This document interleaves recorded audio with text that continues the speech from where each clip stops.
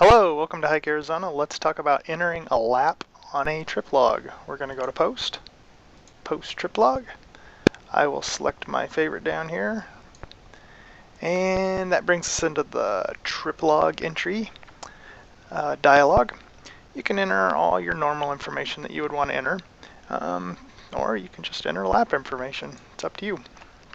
We'll go ahead and we'll click on the laps link.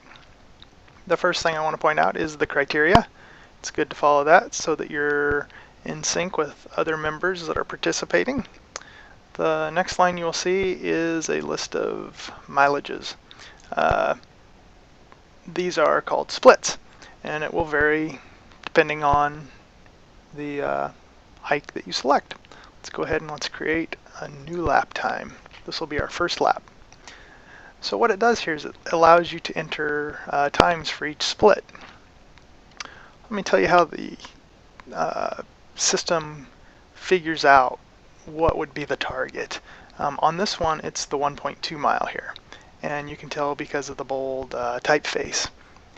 What the system does is it will assume that if it's a peak and a round trip, that the peak is the target. Otherwise, it will assume that the end is the target.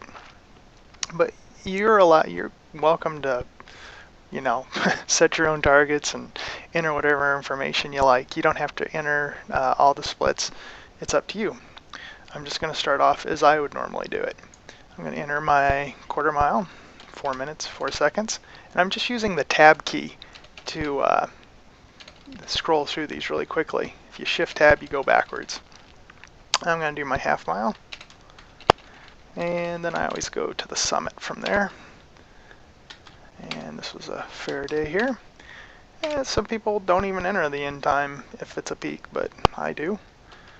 Even though I don't really, I kind of take a break as I'm going down, but it's up to you. So we're going to create that, and you can see that it's now entered into the system. It's not posted yet. You still would have to post your trip log down here.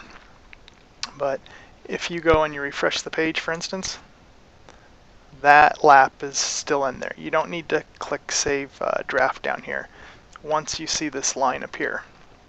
Let's enter another one real quick. I'm just going to put in a bogus figure here just to show you how it works. You don't want to enter bogus figures.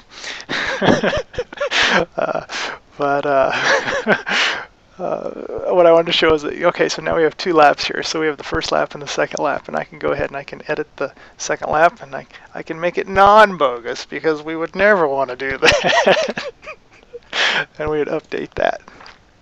And actually today, if I'm being honest, there was no second lap, so I'm going to go ahead and I'm going to delete that. That's the basics for entering lap information. If you have any questions, as always, feel free to contact the webmaster. Thank you.